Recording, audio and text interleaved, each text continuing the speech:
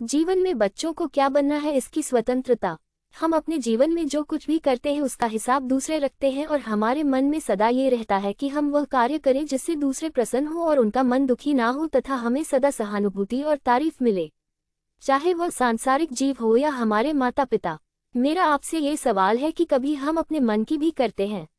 बहुत समय पहले एक युवक अपने पिता के साथ रहता था। उस युवक की इच्छा एक नर्तक बनने की थी, जो उसका शौक व उसकी आत्मा थी। वह युवक कलाप्रेमी था। दूसरी तरफ उसके पिता, जो स्वयं एक महान योद्धा थे, उसे भी उस रूप में देखना चाहते थे। जब उसके मित्र ने उसके पिता को उसकी इच्छा के बारे में बता दिया तो वह नाराज हो गए तथा उसे बोलना बंद कर दिया।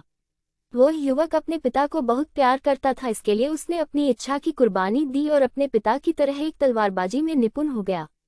जब वह अपने मित्र से मिलता तो वे लोग उसे ताने मार कर कहते थे कि तुम अपने पिता पर अब भी बोझ हो, क्योंकि उसके मित्रगण कोई व्यापारी, कोई राजदरबार में अधिकारी तो कोई अन्य क्षेत्र में आगे थे। अंत में उसने अपने मित्रों से बोलना बंद कर दिया। जब पिता को ये बात मालूम पड़ी कि वह व्यापार करना चाहता है तो उन्होंने इसके लिए अपनी तलवार, जिसमें 3 हीरे जड़े थे, राजा द्वारा दी गई थी, बेच दी। सारा पैसा अपने पुत्र को देकर कहा कि तुम अब व्यापार करो। पुत्र बहुत खुश हुआ और काफी सारा धन कमाकर घर आया। जब उसे यह बात दिखी कि उसके पिता एक साधारण तलवार से अपना अभ्यास कर रहे हैं तो उसे बहुत दुख हुआ।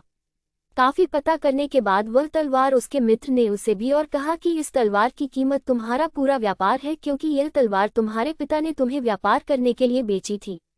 उसने अपने पिता के लिए यह तलवार खरीदी और उन्हें जाकर दे दी। अब वह बेकार हो गया। तब उसने पिता से तलवार का प्रशिक्षण लिया और सेना में भर्ती हो गया। कुछ समय बाद जब युद्ध के लिए वह गया तब उसकी तलवार द्वारा कई लोग मारे जा रहे थे। वह युवक तो कलाप्रेमी था, उसने युद्ध छोड़ दिया और वापस आ गया। राजा ने उसे निकाल दिया और पिता की प्रतिष्ठा के कारण सजा नहीं दी। सब देखकर युवक के पिता बीमार हो गए और दुनिया को अलविदा कह अब युवक का मन अशांत हो गया और उसने घर छोड़ दिया। उसे एक साधु मिले और उसने अपनी सारी आपबीती सुनाई। संत ने कहा कि तुम्हारा सारा जीवन दूसरों पर निर्भर रहा, उन्हें खुश करने के लिए तुमने अपनी इच्छा को कुर्बान कर दिया। युवक ने कहा कि संत, आप मुझे कोई रास्ता बताएं। इस पर संत ने बस एक बात कही कि यदि नीम पर आम लत्ता दिए जाएं तो वहाँ मीठा नहीं होगा, क्योंकि स्वयं नीम भी जानता है कि लोगों को इसका स्वाद मालूम है और मैं कड़वा नीम हूँ।